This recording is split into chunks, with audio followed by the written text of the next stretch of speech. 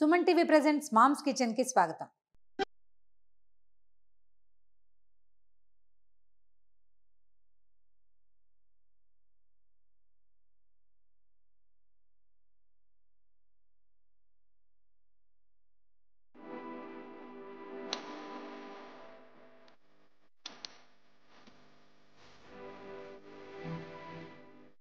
రోజు సాయంకాలం అవగానే రాత్రి వంట ఏంటి అని ఒక ప్రశ్న వస్తుంది. పక్కింటి వాళ్ళు కూడా అడుగుతుంటారు, వాళ్ళు ఏం చేస్తున్నారు అని. ఇంట్లో వాళ్ళు అడుగుతారు. నేను ఎవర్ గ్రీన్ ఒకే ఆన్సర్ ఉంటుంది, పుల్కాలు. దాంట్లోకి కూర చేయి, పప్పు చేయి, అవేవి చేయలేకపోతే పచ్చడి చేయి. అది కూడా కాకపోతే ఫ్రిడ్జ్లో ఉంటుంది మనకి ఏమిటంటే బెల్లపాకం, చెరుకు పానకం అంటారు. గోదావరి జిల్లా నుంచి ఎవరో ఒకళ్ళు పట్టుకొస్తారు. అదైనా నలుచుకోవడానికి వేసి, లేకపోతే బాగా పండిపోయిన అరటిపండు అయినా వేసుకుని తిను, డైట్ కంట్రోల్ అయిపోతుంది. ఇలా భావిస్తూ ఉంటాం.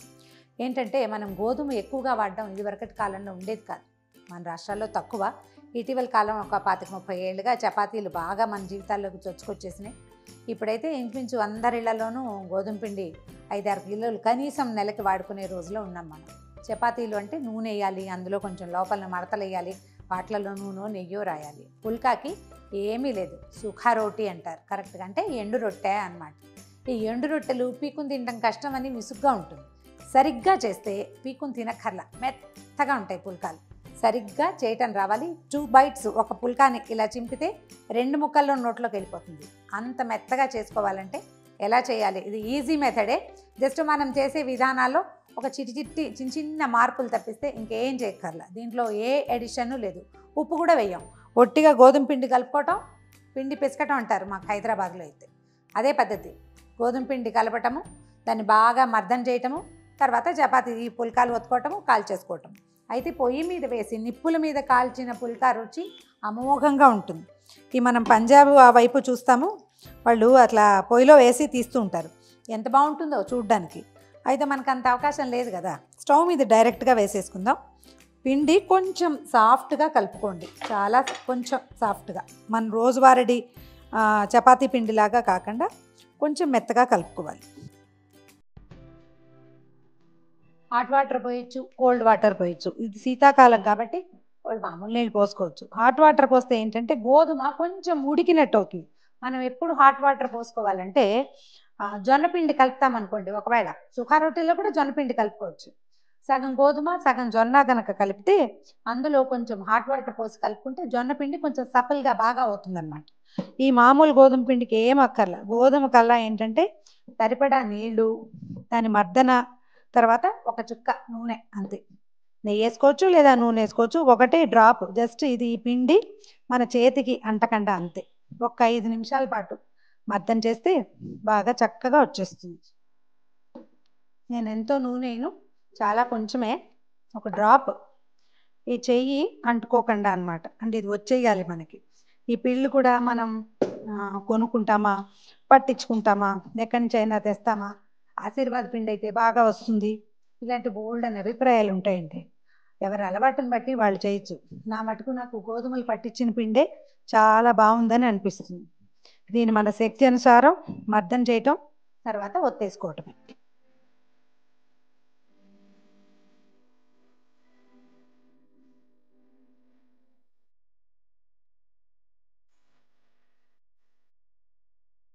పిండి చూడండి ఇలాగా, ఇంత మెత్తగా ఉంటే సరిపోతుంది. ఒకవేళ మీకు గట్టిగా చేసుకునే అలవాటు ఉంటే చూడండి, మెత్తగా కలిపితే ఉండే డిఫరెన్స్ ఏంటో చూస్తే తెలుస్తుంది ఒకసారి. ఓకే, అన్నీ కాస్త ఉండలు చేసి పెట్టుకుందాం. చక్క ఒత్తేసుకోవటమే. స్టవ్ వెలిగించానండి, ఇది సిమ్లో ఉంది.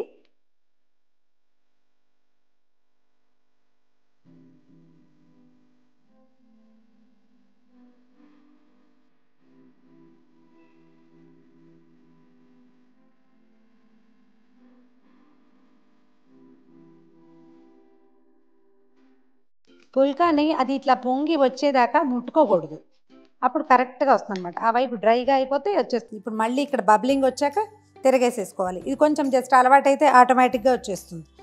మొదట్లో ఇవి కొంచెం ఇండియా మ్యాప్లు వస్తాయి, ఏం పర్వాలేదు. ప్రతి వాళ్ళకి పర్ఫెక్ట్గా రవ్వండి. దీన్ని రౌండ్గా రావడం కోసం కట్ చేయటాలు లాంటివి చేయబోకండి. ఏదైనా ప్లేట్ పెట్టి కట్ చేయటము అలా చేయొద్దు. క్రమంగా మనకే ఇది చాత వస్తుంది. మనం అలా కట్ చేసి దీన్ని గుండ్రంగా చూపించాలని ప్రయత్నం చేసామనుకోండి, ఇంకా ఎప్పటికీ మనకి పర్ఫెక్షన్ రాదు. అండ్ మోర్ ఓవర్ మేనేజ్ చేయటమే వస్తుంది, మేనేజ్ చేయొద్దు. కరెక్ట్ చేసుకుందాం, మనం మెల్లిగా చేస్తూ ఉంటే అదే వస్తుంది రోజు చేస్తే. ఇదిగో పొంగుతాయి, వీటిని ప్లేట్లోకి తీసేసుకోవటమే. వీటికి ఏంటంటే ఒక క్లాత్, చిన్న తెల్లటి క్లాత్ ఏదైనా అటు పెట్టుకోండి, నాప్కిన్ లాంటిది, దాని మీద వేసుకుంటే ఎక్కువసేపు డ్రైగా అయిపోకుండా ఉంటాయి. అండ్ కాస్త చిన్నపిల్లలుండి కాస్త పళ్ళు లేని పెద్దవాళ్ళు ఉంటే కనుక కొద్దిగా నెయ్యి రాసి పెడితే పుల్కాలు బాక్సుల్లో కూడా బాగుంటాయి, మెత్తగా ఉంటాయి. పిల్లలకైతే కాస్త నెయ్యి వేసి ఇచ్చేసేయచ్చు.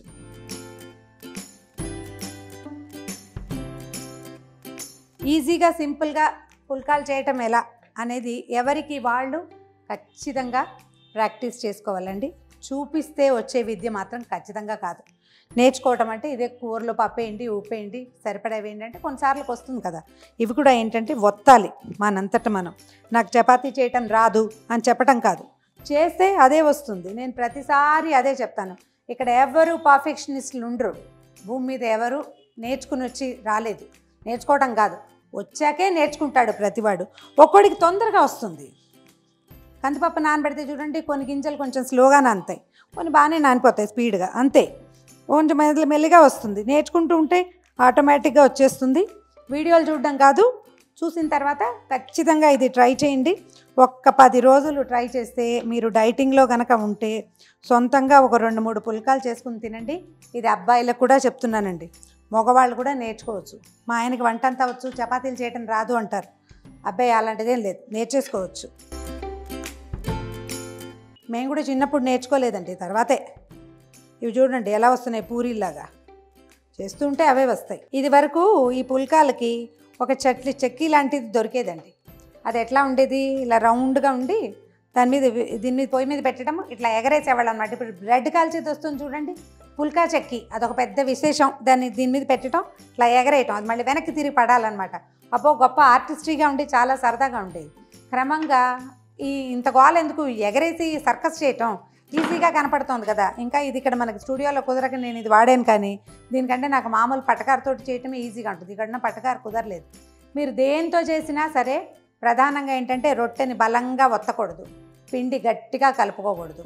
ఈ 2 మానేస్తే చక్కగా కుదురుతాయి.